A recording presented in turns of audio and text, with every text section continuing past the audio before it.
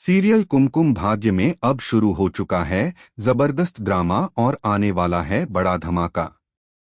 दर्शक देखेंगे कि शो में गणपति बप्पा का आगमन होने वाला है और इसी के बीच सोनालिका एक बड़ा कदम उठाकर सबको चौंका देगी। दरअसल सोनालिका अपने कमरे में बेहोश पड़ी मिलेगी क्योंकि उसने अपनी कलाई काट ली होगी। उसकी हालत नाजुक हो जाएगी और घरवालों के लिए ये स्थिति बेहद चौंकाने वाली साबित होगी। अब सवाल ये है कि इस हादसे का इल्जाम किस पर लगाया जाएगा। कहानी यहीं नहीं रुकती।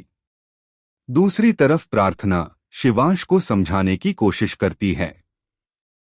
वो उसे बताती है कि उसकी मां स्मिता मैम उतनी बुरी नहीं हैं जितना बुआ ने दिखाया है। प्रार्थना याद दिलाती है कि कितनी बार स्मिता ने रौनक को शिवांश की खातिर थप्पड़ मारे, डांटा और यहाँ तक कि गुंडों से भिड़कर उसकी जान भी बचाई। यह सब सुनकर शिवांश के मन में भी पहली बार ये ख्याल आता है कि शायद उसकी मां उतनी निर्दयी नहीं है जितना अब तक उसे समझाया गया था। इसी बीच घर में बप्पा के स्वागत की तैयारियां शुरू हो जाती हैं। लेकिन इस माहौल में सोनालिका का गुस्सा और बढ़ जाता है। वो सीधे बुआ माँ के कमरे में जाती है और बताती है कि बप्पा के स्वागत में तान्या भी शामिल है। ये सुनकर बुआ माँ भड़क जाती हैं और तान्या पर चिल्लाने लगती हैं कि उसकी हिम्मत कैसे हुई इसमें भाग लेने की। तान्या मासूमियत से जवाब देती है कि बप्पा का आगमन कोई बुरी बात नहीं है, हमें तो मिलकर खुश होना चाहिए। मगर बुआ माँ और गुस्से में आ जाती हैं।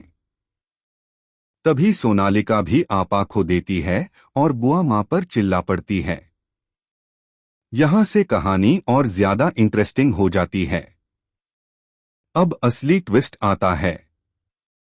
बप्पा की पूजा के दौरान शिवांश अपने दिल की बात प्रार्थना से कह देता है।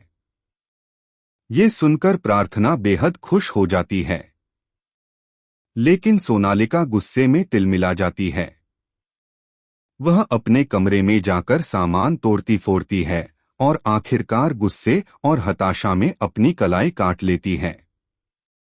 जब घरवाले देखते हैं कि सोनालिका गायब है तो सब परेशान हो जाते हैं।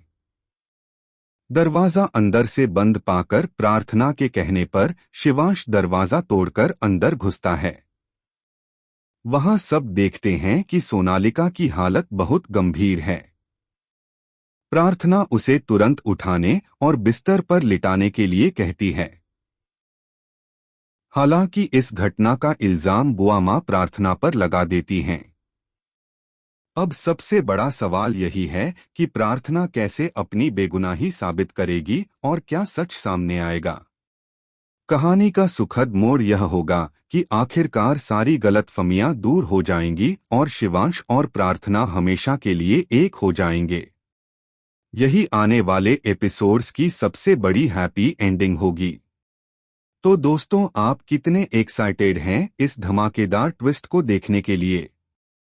अपनी राय हमें जरूर बताएं और कुमकुम भाग्य की ऐसी ही ताज़ा खबरों के लिए चैनल